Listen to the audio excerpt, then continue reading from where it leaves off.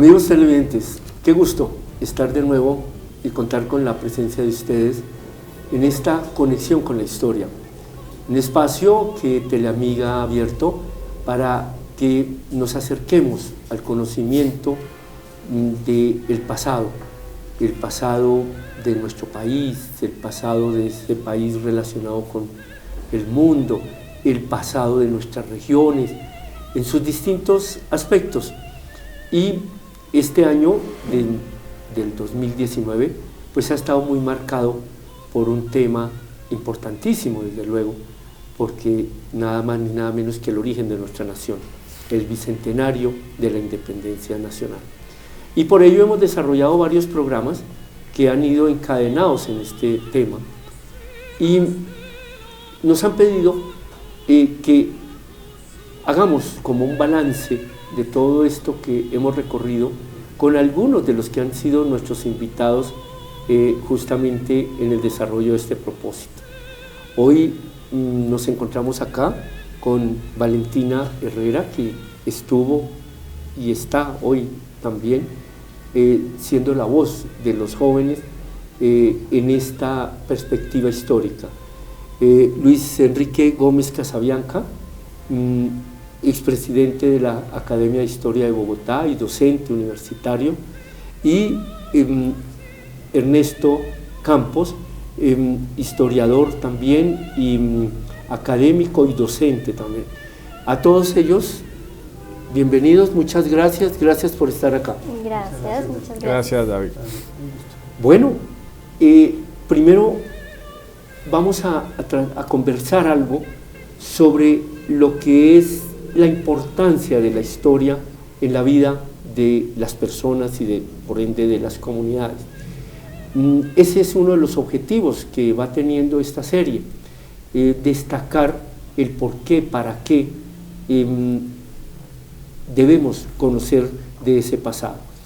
En ese sentido, Valentina fue invitada porque ella hace parte de un programa de jóvenes que trabajan justamente conociendo de cómo es la estructura, el desarrollo de un país, de un programa que se llama Simón. Ella nos va a recordar algo al respecto y le pido que nos hagas esto. A su vez, que nos comentes algo, cómo ha sido esta experiencia tuya de acercamiento a la historia. Muy bien, como contexto general, pues a lo largo de la historia hemos vivido unos acontecimientos fundamentales. Y para mí, desde mi perspectiva como joven, pues he tratado desde este año específicamente de ahondar entre los tópicos más importantes que nos atraen aquí, como lo es el bicentenario de la conformación de nuestra República de Colombia. Bueno, si me preguntas por mi perspectiva como joven, pienso a grandes rasgos que sin duda es algo fundamental y que más allá de todo eso nos da una visión mucho más clara de nuestra identidad como nación. Y sin duda mi experiencia en esto de aprender mucho más sobre la historia, me he podido dar cuenta que los jóvenes tenemos un papel muy importante y que realmente depende de nosotros para poder hacer historia.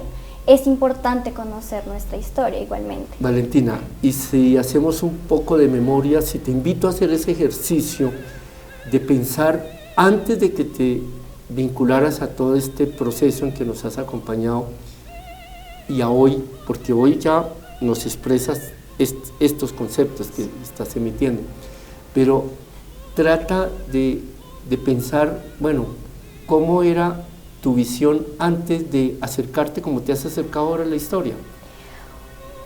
En general, las personas y en especial los jóvenes, y no me excluyo, tenemos una visión muy general de lo que es la historia. Es un tópico que a lo mejor muchas veces no te llama la atención porque no lo ves reflejado en tu cotidianidad.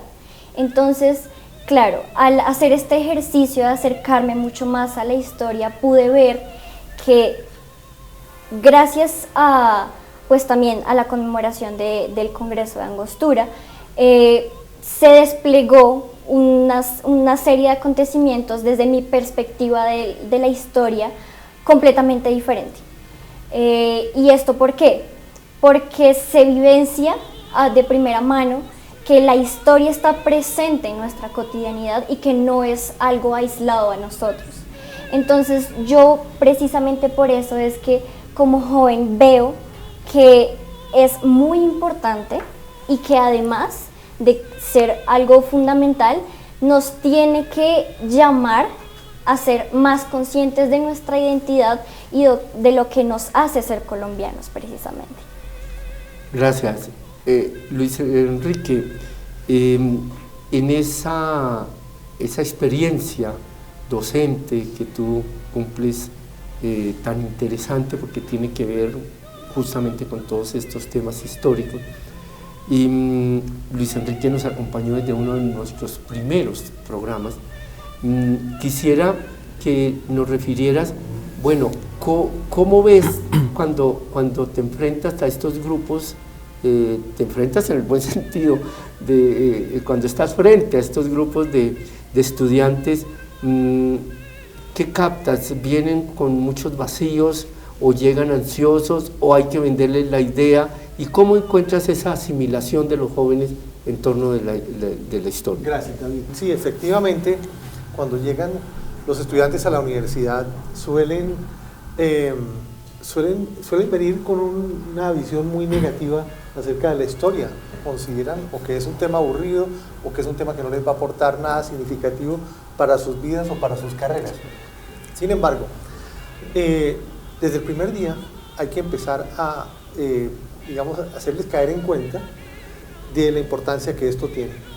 El profesor, el gran historiador Roberto Velandia decía que la historia es la estructura de la cultura, y eso es así, pero la historia no solamente te da cultura, la historia te ayuda a entender el mundo, es una herramienta para entender el mundo. Yo estoy convencido que hasta para poder leer el periódico o ver un noticiero y entender lo que están diciendo y entender las noticias, necesitamos saber historia, porque para entender lo que está pasando hoy es necesario saber de dónde vienen las cosas, cuál es el proceso para que hoy estemos en unas determinadas circunstancias. De hecho, cuando hoy en día escuchamos una noticia, si reparamos en ello, ve uno que hay alusión, bien sea la noticia radial, televisiva o escrita, hay alusión a manera de contexto, entonces de qué ha pasado con esos hechos anteriormente, y ahí va encontrando uno una historia de esa temática. Sí,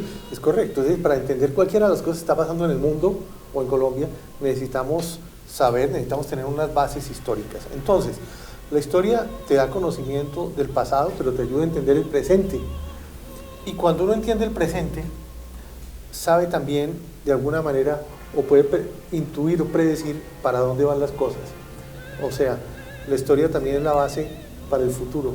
Entonces, la historia no solamente tiene la dimensión del pasado, sino la del presente y la del futuro. Por eso también la historia es la base de la prospectiva. Bien, avanzando en este amable diálogo para oír estas opiniones sobre este panorama que es el que nos da el entusiasmo para mantener esta conexión con la historia. Bueno, quiero preguntarle a Ernesto, en calidad de jurisconsulto, en que yo siempre he tenido la apreciación de que si alguien tiene que estudiar historia, son justamente los abogados, la gente del derecho, porque obliga a pensar en de dónde vienen las leyes, cómo ha sido esa evolución y el porqué de lo que hoy nos rige. ¿Qué perspectiva has encontrado en el desarrollo de tu carrera, de tu profesión, en esa valoración de la historia? Muchas gracias, David, nuevamente por la invitación. Sí, muy importante la pregunta por lo siguiente. Lo fundamental ha sido el cambio en el concepto del gusto, el estudio por la historia, que ya no es una memorización de datos, ya no es saber el color del caballo, ya no es saber la cantidad de veces que subió bajo el personaje, sino es el concepto del análisis, que es algo muy relacionado con el derecho. En las cátedras yo que le decía a los estudiantes, los códigos tienen índices, no se aprendan los artículos de memoria de los códigos, analicen. Hay que hacer un proceso de ¿qué? de análisis para buscarle el fundamento y hasta el mismo gusto al tema del derecho y al tema de la historia. Sumado a eso, siempre hay que mirar que tanto la historia como el derecho, y si me preguntas por la historia también, cumple una función social. Los hombres somos sociales por naturaleza y esa sociabilidad del hombre nos lleva a que la historia cumple una función social. Y era relacionado con lo que decía Luis Enrique, la historia es cíclica. Muchas veces los estudiantes lo ven desde un punto de vista aburrido y cómo se ha podido implementar, mostrándoles que la historia es cíclica, que lo que está pasando en el presente es producto de lo que vino del pasado y tiene muchas raíces en el pasado, y que la historia es cíclica, la historia se repite en otro escenario totalmente diferente, en otra sociedad, pero es totalmente cíclica.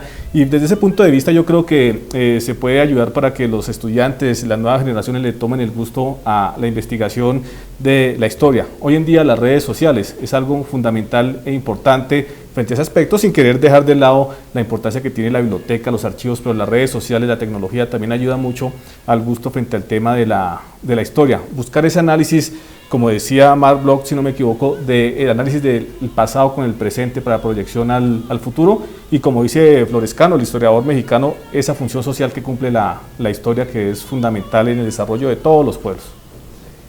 Bueno, estamos refiriéndonos, por supuesto, o hemos empezado así por lo menos con nuestros invitados, pues hablando con un estudiante y hablando con los docentes. Pero estos mismos conceptos van para el ciudadano común y corriente. Todo ciudadano debe interesarse por su pasado, y de hecho encuentra uno inquietudes en la gente y en lo muy personal, de querer saber de la historia de su familia. ¿Qué podríamos destacar al respecto? ¿Tú has visto eso con la gente de tu entorno? Claro. Sí, y es que yo pienso algo muy importante, y es que uno no solamente puede ser o estudiante o docente o cumple un rol único en la sociedad, sino que uno como tal es parte de una comunidad. Y al ser parte de una comunidad uno debe ser consciente de muchas cosas, y la historia es una de esas precisamente, porque es un legado, es una herencia y es un aprendizaje que nosotros tenemos como pueblo, como comunidad, para simplemente ir mejorando con base al paso del tiempo y con el paso de los años. Y algo que he podido denotar mucho es que las generaciones venideras y las generaciones actuales, por decirlo de alguna manera, siempre han tenido esa necesidad de liderazgo y lo consideran realmente pertinente. Pero hay algo más allá del liderazgo, y es saber, tú no puedes liderar a una comunidad sin saber la historia de esa comunidad, sin saber la historia de tu familia, sin saber la historia de tu entorno, de tu comunidad, de tu país, de tu pueblo, de todo lo que te rodea, porque es algo que nos hace ser mucho más conscientes de lo que nos hace ser colombianos o lo que nos hace ser bogotanos, por ejemplo. Entonces, todo esto gira en torno a esa necesidad que las generaciones y naturalmente van a tener de ser líderes, de poder tomar la batuta del liderazgo y de decir, queremos algo mejor y queremos mejorar con base a las enseñanzas que nos ha dejado el tiempo y que nos han dejado nuestros antepasados con todos los acontecimientos, y de esta manera poderlo apropiar a algo mucho más cotidiano y que está en nuestra vida diaria. De tu comentario yo realizaría dos cosas. Tú refieres lo que tiene que ver con los liderazgos y lo que tiene que ver con la cotidianidad. De hecho, en la historia, y ahora Ernesto refería cómo tener el cuidado de centrar la atención en qué, porque pues los liderazgos existen para que pueda haber las acciones, los cambios que se dan en una sociedad, y allí es donde entonces de cuáles de ellos se va a guardar recuerdo. Y otra cosa, diría, es el ya querer conocer detalles, que era lo que tú referías, que a veces se nos va la atención a mirar el detalle y la precisión del detalle, muchos de los cuales pues posiblemente no quedaron y nunca lo vamos a saber. Es natural que eso sea así, pero entonces centramos la atención en ello y no en el qué y el para qué, que es donde debe estar el aporte de la historia, con el mismo cuestionamiento que decía Ernesto. ¿Qué quisieras anotar al respecto? Es que yo estoy muy de acuerdo con lo que expone Valentina, porque porque es que la historia nos ayuda a entender quiénes somos, es decir, nos da identidad como pueblo, nos ayuda a profundizar, a conocer quiénes somos nosotros.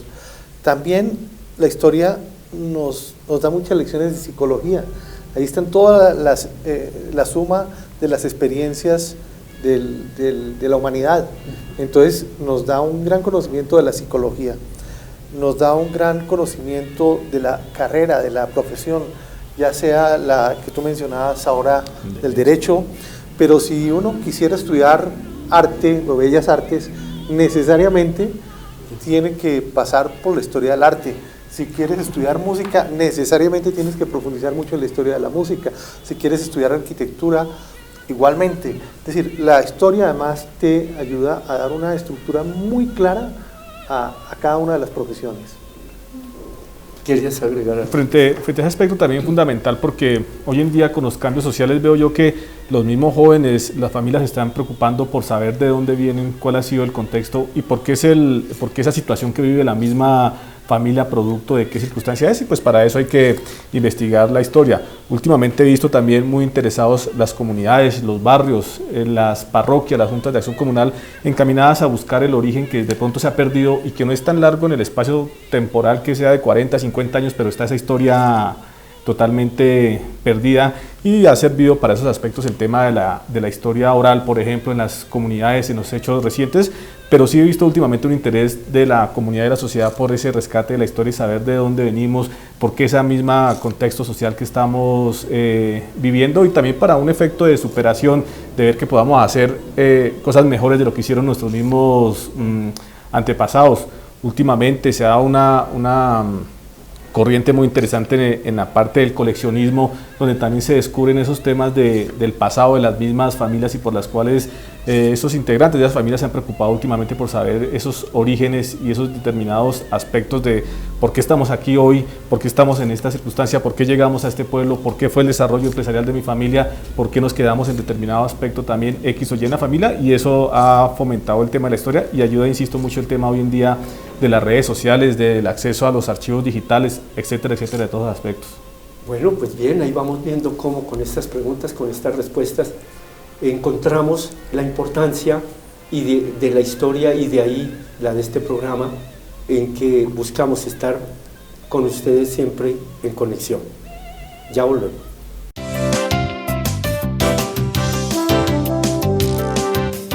Bueno, amigos, seguimos en esta conexión con la historia, y para quienes entran en sintonía en este momento de nuestro programa, pues hemos hecho cada uno una presentación, una aproximación a este tema con el cual buscamos resaltar esa importancia de la historia. La historia que, por lo que se ha dicho aquí, nos pasa con ella como lo que pasa con el aire. Lo respiramos y no nos damos cuenta, solo hasta que en ciertas circunstancias vamos a ver lo importante que es, cómo es de trascendental pues para poder tener la vida. O diría otro aspecto, el que nos ha pasado recientemente con todo el tema ecológico. Unos años atrás, no, simplemente era la naturaleza y venga, echemos mano, como se dice, de todo aquello que nos da la naturaleza. Hoy en día ya entramos a hacer conciencia de que esa naturaleza hay que cuidarla y la importancia que tiene. Entonces yo diría que con la historia nos está pasando eso, con la anotación última en que nos presentaba Ernesto, de cómo sí se empieza a ver un despertar del interés ahora por la historia y porque empezamos a evidenciar eso. ¿Qué opinan al respecto? No sé, Luis Enrique nos podía comentar, tú publicaste o escribiste un trabajo muy interesante sobre los eventos climáticos en la sabana centro, Sabana de Bogotá. En la sabana de Bogotá. Por ejemplo, tú hiciste un trabajo sobre eso muy interesante, donde ya se habla de los mismos eventos climáticos y hiciste un análisis muy interesante frente a esos aspectos. Alguna vez, recordemos, Luis Enrique también nos presentó un trabajo sobre este tema de la laguna de Herrera, era que se denominaba, donde también se ha venido esa investigación sobre los temas de cuál ha sido la importancia o el valor que le ha dado la misma sociedad a estos eventos climáticos, y has tenido que volver ir a la investigación de la historia. Sería interesante que Luis Enrique nos comentara las experiencias. Tú que has hecho esos trabajos muy interesantes. Sí. Gracias, Ernesto. Es que en realidad digamos, todo tiene su historia y también el medio ambiente, es decir, todo el tema de la naturaleza también tiene su historia. Nosotros hemos visto que una transformación de la naturaleza en Colombia a lo largo de nuestras vidas en muchos aspectos desfavorable. Por ejemplo, hemos visto la casi desaparición de la laguna de Fúquene, hemos visto la forma como han ido desapareciendo los cuerpos de agua en la sabana de Bogotá, los humedales. Hemos visto también cómo a causa del calentamiento global los glaciares casi han dejado de existir en Colombia, lo cual va a tener unas repercusiones muy graves a nivel social en el futuro. Pero es que hasta la naturaleza tiene su historia y hay que analizarla también, hay que profundizar en ella.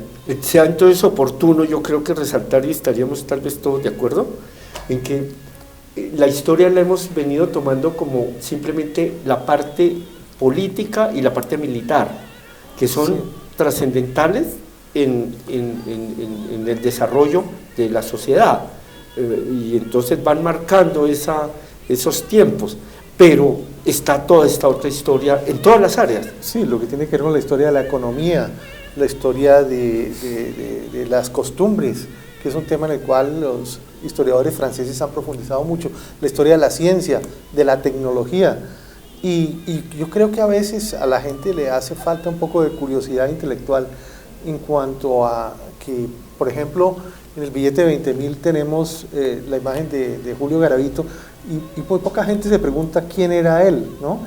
Es decir, como una base para el estudio de la historia se necesita tener curiosidad intelectual. Pero mira que tampoco es de que se centre solo o que solo le hayamos puesto atención a la historia política.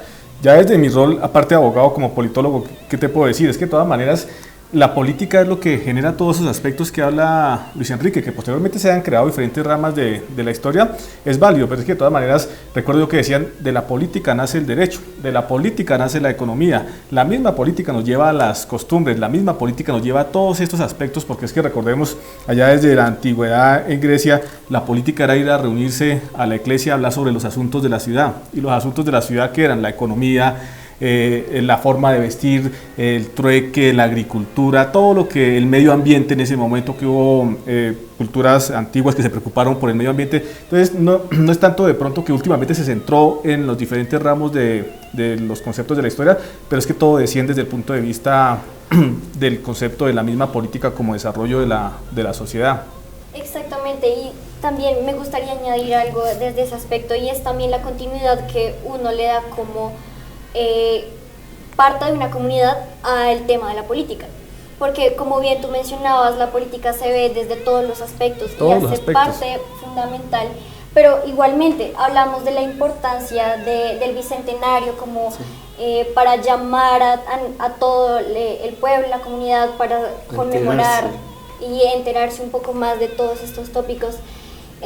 Y es una oportunidad increíble para darse cuenta de cosas muy importantes, y no es necesariamente que se haya desconocido temas importantes, sino que se ha perdido un poco el enfoque a la hora de ir y mirar lo que se ha hecho con la historia y lo que se ha hecho a lo largo de los años. Por ejemplo, tú precisamente hablabas de las costumbres, y eso es algo que va directamente relacionado con esta conmemoración que estamos haciendo del Bicentenario, y que seguramente con lo que voy a decir serán muchos más de 200 años de esta herencia que se ve, por ejemplo, desde los territorios. Las mismas personas, las comunidades indígenas, las etnias y los pueblos están ligados, y de hecho creo que el territorio es la expresión misma de lo que significa una cultura, una identidad, y creo que eso es algo importante también de mencionar,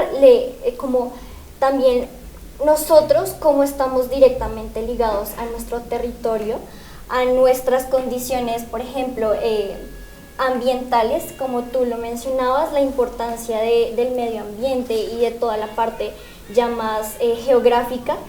Todo eso tiene que ver directamente con nuestras costumbres, con lo que somos, con nuestras raíces, y creo que eso es algo importante de mencionar, porque pues también como lo decíamos anteriormente, la política y la historia están directamente relacionados No, con... claro, pero ahí Claro. estamos reconociendo la importancia, Sí, digamos, la también de... importancia. Ese es el tema de verlo desde el punto de vista positivo, el concepto de la palabra de la política desde el punto de vista positivo. Claro. Y te pongo un ejemplo, Claro. política costumbre, y también desde el punto de vista de la historia de la misma religión. Los domingos, ¿por qué la costumbre de que en los municipios bajaran las personas de las veredas o del campo los domingos al centro de la plaza y a comprar sus productos y a devolverse nuevamente allá al campo? En la misma Constitución de Cúcuta de 1821 se estableció, y desde antes, que las votaciones o las asambleas parroquiales se hacían el último domingo del mes de julio. Y de ahí viene la costumbre de que la gente se acostumbró que era el día que bajaba, que tenía el derecho a votar cada 4 años, y es producto también que genera una costumbre de que está relacionada con la misma historia de la religión que tú conoces muy bien, y ahí se van generando diferentes costumbres, también producto de la misma política, que es una ley que decía, es el último domingo de cada mes de julio, cada 4 años, que Claro. se viene a hacer las elecciones, porque es el día que la gente concurre a la plaza principal del pueblo, baja a comprar sus productos, se devuelve, y es relacionado todo con el desarrollo de la política, pero vista desde el buen concepto de la palabra. Con esto estamos enfatizando que la política tiene incidencia en todo, Enorme. enorme, pero a su vez en los otros aspectos, como el del medio ambiente, como el de las costumbres, pues también, Es que, lógicamente, sí. están relacionados, pero queremos Sí, vale. poner presente a nuestros televidentes y que nos ayuden a enfatizar esta parte de cómo es de importante la historia, porque tiene que ver con todos los aspectos de la vida del ser humano. Con todo. Entonces, ahí es donde está ese aporte que debe tener, y esa invitación que hacemos a conocer de esa historia. Cada año, cada cierto tiempo vienen las referencias a los trabajos que se hacen para valorar el desempeño de los estudiantes en nuestro medio educativo. Y se está viendo cómo, si algo está haciendo falta, es comprensión de lectura.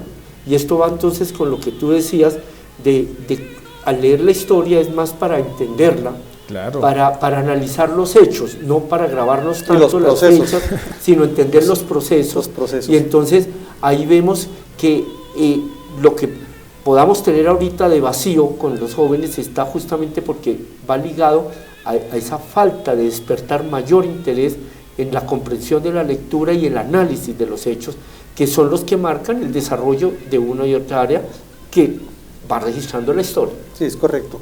Estoy de acuerdo contigo. Y quisiera retomar algo de lo que decía Valentina hace un momento sobre la parte territorial. Porque es que la historia nos ayuda a ubicarnos en el tiempo. La geografía nos ayuda a ubicarnos en el espacio.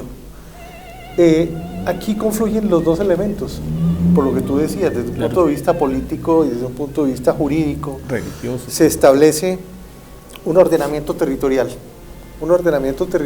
que define de alguna manera dónde estamos ubicados, por qué, de qué manera nos organizamos sobre el territorio, y también pienso que en ese sentido nos falta profundizar mucho en el estudiar las condiciones naturales de nuestro país para poder mira, relacionarlos de ellas con la mejor el manera patrimonio cultural que he visto últimamente. Antes los bienes hoy llamados de interés cultural, que hablamos de las casas antiguas, los elementos materiales y inmateriales eran despreciados, por decirlo así. Hoy en día los municipios que han tenido o que han querido tomar esa vocación turística para su desarrollo, ¿a qué han tenido que acudir? A rescatar sus tradiciones, su cultura, su historia, porque ya valoran por lo menos los temas de patrimonio cultural que antes eran totalmente relegados. Ahí también ha tenido una importancia el tema el de estudio de la historia, donde los alcaldes, los mismos concejales, los funcionarios han tenido que, perdón la palabra, meterse en el cuento de la historia si quieren darle una vocación turística a su municipio, porque consideran que el centro histórico es un centro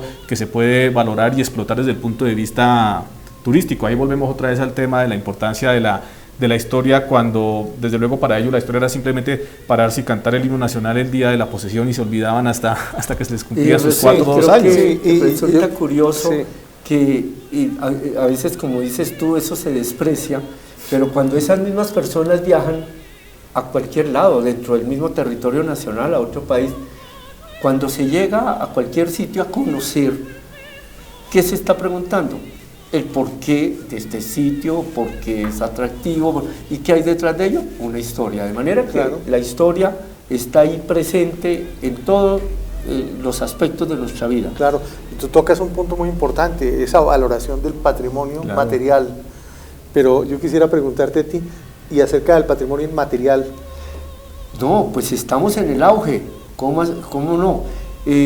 Hasta finalizando el siglo pasado estábamos hablando de patrimonio material. De ello, Colombia lo fue haciendo un poco tarde y gracias al impulso, en este caso, que da el estar en conferencias internacionales, hizo que se fuera tocando estos temas y solo hasta este siglo es que venimos ya a hablar del patrimonio inmaterial.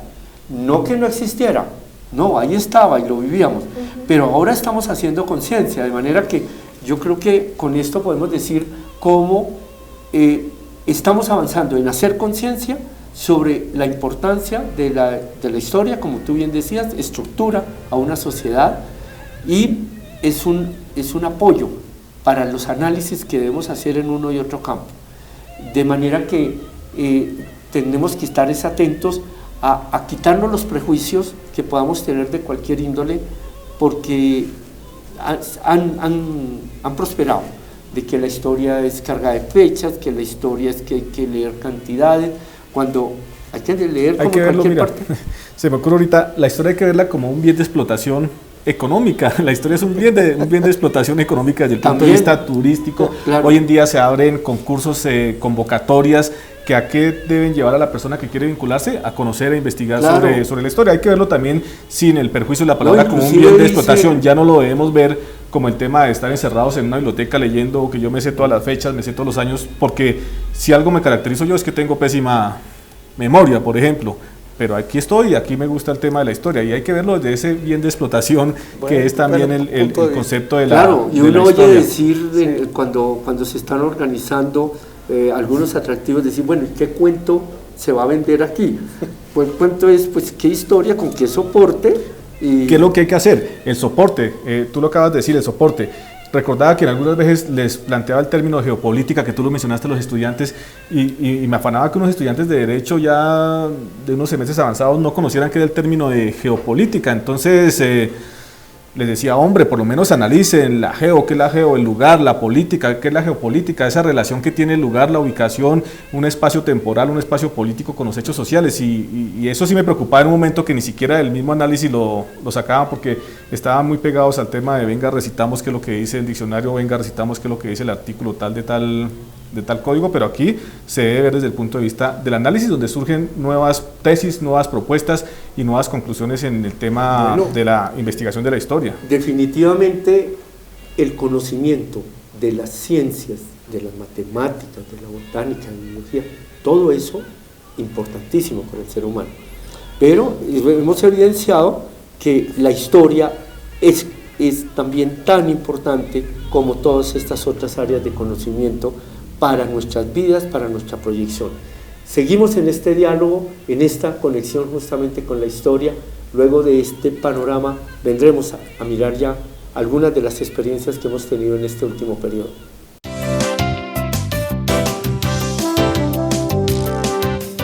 Amigos, seguimos en nuestra conexión con el pasado, con la conexión con la historia.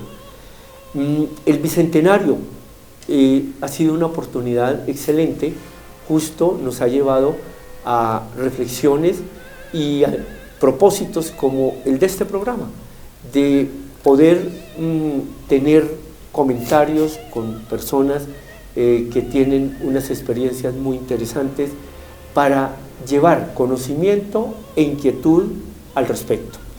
El Bicentenario empezamos hablando cómo podía tomarse de muchas maneras.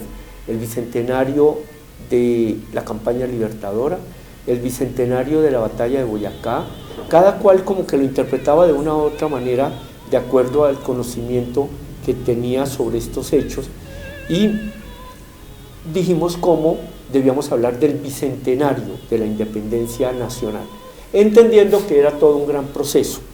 que no se reduce a un hecho nomás, a los hechos de un año, sino que para el caso de Colombia va desde 1810 hasta el 19. Y hemos estado pues buscando que los colombianos conozcan más al respecto. Ha habido esfuerzos muy grandes desde el gobierno nacional para que esto suceda, pero diría que mucho más grandes, inclusive, y muy meritorios desde las comunidades.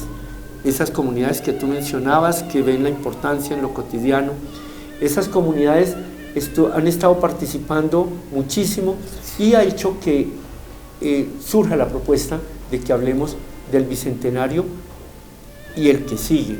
¿Por qué? Porque debemos mirarlo como el Bicentenario de la construcción de nación. Si bien nuestra república nace o podemos ponerle un punto pues de partida en esa segunda parte, en varias ocasiones hemos referido como hablamos de una primera república, la segunda república a partir del 7 de agosto, entonces hemos buscado rescatar aspectos, miradas, términos sobre estas etapas que habían estado muy perdidas. ¿Cuál de estas quisieran ustedes anotar que les haya llamado la atención, que porque estaba muy olvidada o porque es atractiva por algún aspecto? ¿Cuál en principio resaltaríamos? Bueno, principalmente quisiera resaltar una muy importante y es el Congreso de Angostura. Me parece que es una experiencia muy importante. ¿Por qué? Porque nos da una visión desde una primera instancia de todo el proceso más detallado que nos va a traer a finalmente poder ver la construcción de nación y de república posteriormente. Entonces yo pienso que también los esfuerzos académicos que se hicieron por parte de diferentes entidades, también como lo es el Patronato Colombiano de Artes y Ciencias, para poder rescatar todos esos acontecimientos que, si bien, como lo comentabas, no son casos aislados, sino que es un proceso, es una evolución de algo que año tras año, y pues con base a todos los acontecimientos importantes que se vieron en esa línea cronológica, pues hoy nos dan la oportunidad de hablar de Colombia como un país libre. Entonces pienso que a partir de eso se hicieron cosas muy interesantes, la verdad, y una de esas es la propuesta académica que se hizo desde diferentes puntos de vista, como lo es el de Simón. Y quiero mencionarlo porque es una herramienta que, por ejemplo, nos hizo ser mucho más perspicaces a la hora de analizar y ser mucho más críticos con la historia. ¿Por qué? Porque en Simón pues, es básicamente una propuesta académica en la cual los jóvenes, por medio de una simulación de cómo sería las Naciones Unidas y cómo funcionan las Naciones Unidas, se abrió un espacio muy importante para que nosotros como jóvenes pudiéramos tomar el papel de expertos del Bicentenario y ser mucho más conocedores de no solamente la historia como fechas o como conceptos concretos, sino el análisis y las consecuencias que trajo el Bicentenario. Valga anotar esa propuesta que la impulsa las Naciones Unidas, busca que los jóvenes hagan el ejercicio de lo que se da en el mundo de los mayores, cómo funciona un consejo, cómo funciona un parlamento. En este caso se hizo el grupo, se conformó el grupo de jóvenes que simuló el comité o todo lo que fue el grupo del Bicentenario. Y allí entonces tuvieron las discusiones, y Valentina por eso hoy nos acompaña acá, porque ella estuvo justamente en ese primer ejercicio que estaba un tema que estaba muy olvidado, que era el Congreso de Angostura, que le pone el marco general a todo este desarrollo que hubo en el 19. ¿Qué otro aspecto resaltaríamos de lo que se ha vivido en las provincias, se ha vivido a nivel nacional? Y no sé si ustedes van a estar de acuerdo conmigo o no, pero creo que tiene que ver con ese aspecto. El concepto de soberanía. ¿Por qué el concepto de soberanía? Yo te comentaba o les hablaba del tema de que la historia es cíclica, ¿cierto? Miremos lo que está sucediendo en Sudamérica en este momento. estas diferentes manifestaciones del pueblo que quiere volver a ser soberano o retomar su soberanía, independiente de que estemos de acuerdo o no de acuerdo con las diferentes manifestaciones o la forma en cómo se haga. Pero el concepto de soberanía nos vuelve al tema de la historia cíclica. Hace unos días se lanzaba un texto que se denominaba Del pueblo soberano al soberano del pueblo, y un profesor mexicano ahí en la Universidad Católica hacía ese análisis. Está volviendo el pueblo, la ciudadanía, a tomar ese concepto de soberanía, y recordaba yo como Renan Silva, un historiador de la Universidad Nacional, sociólogo, también hablaba de que ese fue el proceso que se dio previo a la independencia de 1810, donde con el tema de la ilustración se le quiso dar a los ilustrados, a los criollos de ciertas clases sociales, una posibilidad de que estudiaran, de que avanzaran, de que se vincularan con diferentes ciencias, y el imperio lo veía desde un punto de vista y estos criollos lo vieron desde otro punto de vista. ¿Cuál era? Donde Antonio Nariño pensaba que podía haber un mismo diccionario político para América que el mismo diccionario político para España. Y producto de eso, ¿qué fue? Que efectivamente cuando estos criollos empezaron a traspasar esa raya, pues vinieron unas restricciones en el tema del concepto de la ilustración, y eso tuvo como consecuencia los diferentes movimientos revolucionarios.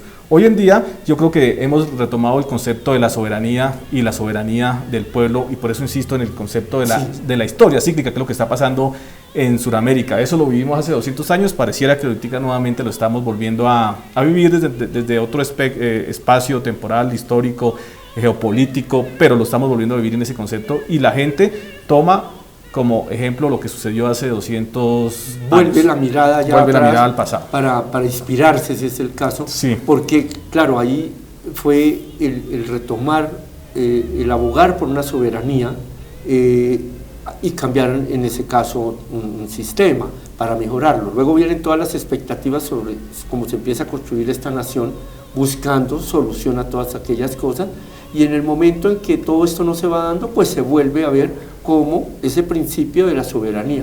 Ese es uno de los que yo creo que se ha advertido con este bicentenario.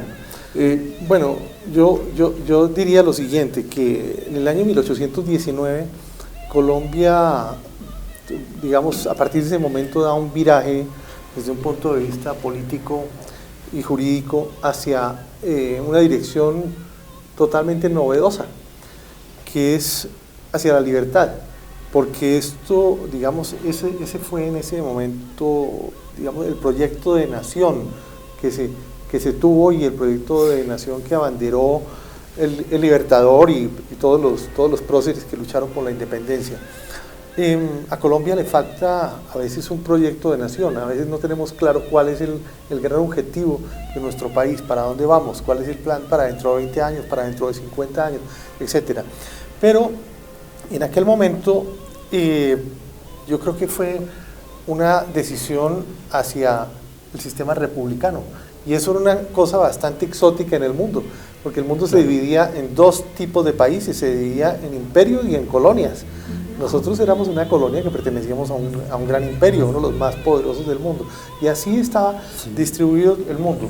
Es decir, había las metrópolis imperiales y las colonias en América, Asia, África, Oceanía, etc. Entonces, resulta que cuando Colombia logra la independencia, toma un nuevo camino, que es el camino republicano, el camino hacia la democracia y hacia las libertades. Y de hecho, Germán Arciniegas considera que el principal aporte que le ha hecho América al mundo es la búsqueda de la libertad, ¿sí? Y el propender por este tipo de regímenes democráticos, por este tipo de regímenes basados en las libertades, porque eso era algo que no existía en esa época, y que a partir de la independencia de los Estados Unidos y la nuestra, se fue extendiendo y se fue propagando hacia los demás países.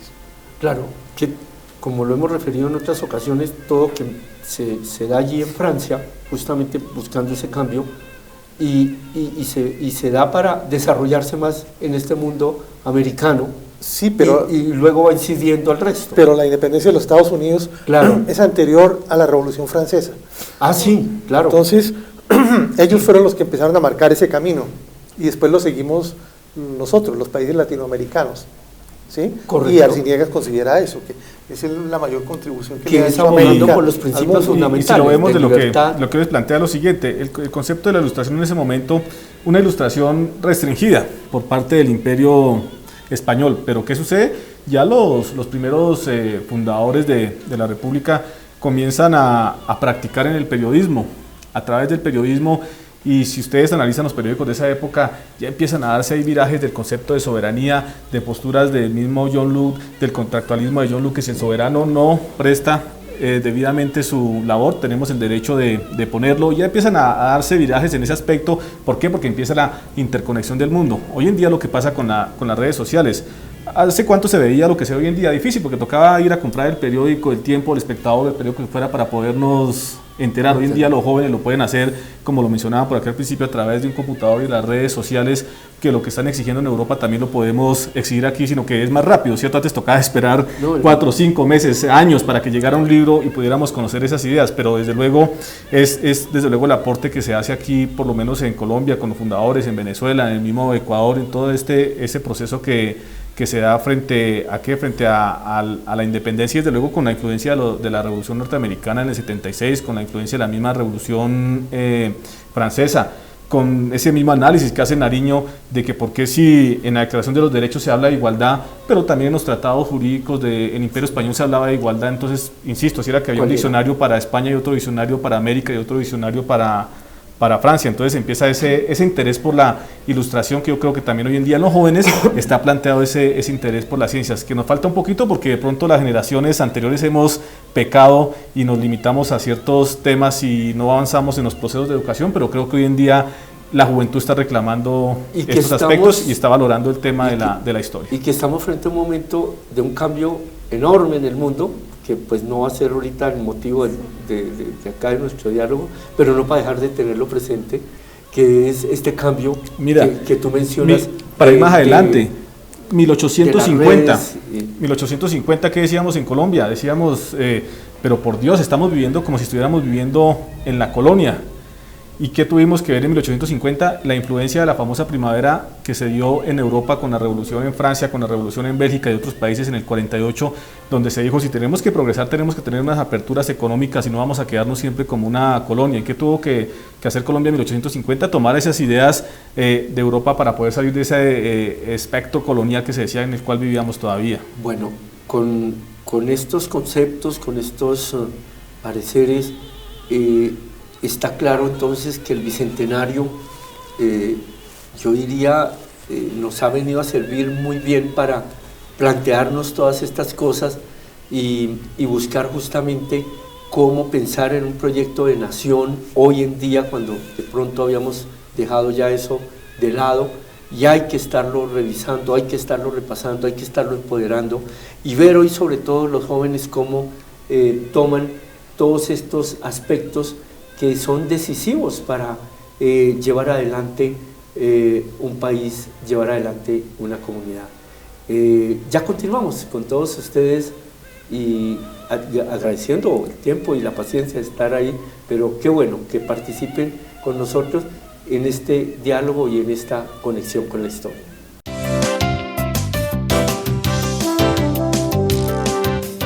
Bueno, amigos televidentes, nosotros muy agradecidos por su sintonía, su atención, y continuamos aquí dialogando sobre la trascendencia que ha tenido y debe seguir teniendo el Bicentenario, y en ello, si miramos la historia de las celebraciones, encontramos, por ejemplo, que el centenario, hace 100 años, tuvo una gran importancia. Claro.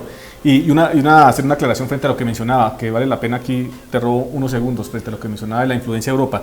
Tampoco es que nosotros hayamos sido al 100% eurocentristas, eso también hay que aclararlo desde ese punto de vista. Hubo una gran influencia del pensamiento europeo, los filósofos, pero no podemos dejar y perder de vista que nosotros también teníamos nuestro propio concepto filosófico, nuestro propio concepto político. Hablo de las mismas, los muiscas, los aztecas, los mayas, los incas tenían eso y se vino resaltando y lo valoraron. La cultura prehispánica, que recuerdo mucho que alguien que fue profesor mío, hay una maestría de ciencia política, Pablo Guadarrama, lo resalta mucho en unos libros sobre los derechos humanos y la democracia, donde dice, él defiende que también había un pensamiento filosófico aquí, y recuerdo yo mucho que, mira, los mismos próceres recurrieron a ese pensamiento, a esas tradiciones, cuando nomás en la Constitución de Cundinamarca se rescata el nombre ancestral de Cundinamarca para dar un concepto de identidad nacional en contra de las tradiciones o del concepto político europeo. Entonces vale la pena también esa aclaración.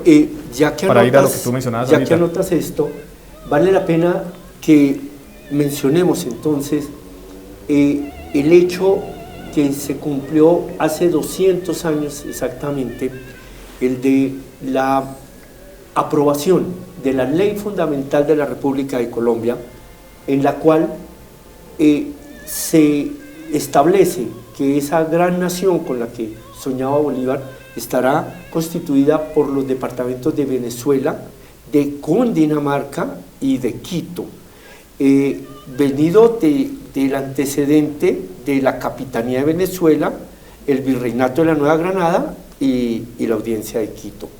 Pero acá con lo que anota Ernesto, cómo no vale la pena el realzar el que se haya retomado, en este caso por Bolívar y todo su equipo, el nombre de Cundinamarca para todo el territorio nacional. Esa ley que es la que viene como a coronar todo este proceso de ese año que inició con el Congreso de Angostura y que viene a tener esa culminación desde lo jurídico con la promulgación de una ley, pues bueno, resaltar que es una ley fundamental y esa ley habla de convocar al Congreso de Cúcuta para darse ya una constitución lo que es una constitución, la ley de leyes, donde esté allí todo establecido cómo va a ser la organización de ese Estado. De manera que estamos ante ese hecho importante de recordar en esta fecha, justamente, esa ley fundamental fue sancionada el 17 de diciembre de 1819 y promulgada en los días siguientes. Sí, hay algo que a mí me llama mucho la atención respecto a la ley fundamental, es que está definiendo a la República de Colombia cuando todavía esos territorios estaban dominados por los realistas. Gran parte del territorio de la Nueva Granada estaba dominado por los realistas todavía. Toda Venezuela, sí, y el Ecuador. Sí. Entonces esto, digamos, muestra esa visión a futuro, esa visión estratégica a largo plazo que manejaba Bolívar, que tenía la idea de fundar esta nación, aun cuando la está fundando, cuando todavía el territorio está en manos de la Era ponerla como un gran motivo. Adelantemos todo este ejercicio militar, toda esta campaña para lograr esta propuesta que es la que se hace en el Congreso de Angostura. ¿Sí? Allí en el Congreso, en lo que tú estuviste mirando, Bolívar hace ese planteamiento, ¿verdad? Exactamente, y es un pensamiento que él manifestaba como con mucha emoción, y era su precisa necesidad de unir a los pueblos, y de hecho en muchos de sus discursos él decía que él quería que en la América se viera el país más grande del mundo, y era precisamente por eso, que quería que precisamente todos estos territorios se vieran unidos en una misma nación. Y eso es precisamente, iba directamente relacionado con lo que tú decías, y es que es un voto de confianza a la libertad del pueblo. Yo creo que eso significa la ley fundamental, que la ley fundamental, desde mi perspectiva, da un voto de confianza no solamente para los grandes próceres, sino también para la gente del común, para los pueblos, para las personas que realmente querían su libertad, también viendo que en esta misma ley, también pues posteriormente con el Congreso de Cúcuta, se ve su esfuerzo por mejorar las condiciones de las comunidades indígenas y de los esclavos. Entonces también vemos diferentes vertientes de esta ley y que tiene un significado muy importante, más tanto en la práctica como en lo simbólico para las personas, ¿sí? Como decía anteriormente, es un voto de confianza para la gesta libertadora, que también se va a concretar. Y hablar de esta ley fundamental nos pone al frente de unos temas que son fundamentales, como lo dice justamente el título de la ley, y muy curiosos, diría yo también, por el momento, el tiempo en que se dan. Allí se especifica, pues, claro, cómo va a ser la organización, va a haber un presidente, va a haber unos vicepresidentes por cada, un vicepresidente de la nación y unos vicepresidentes por cada departamento.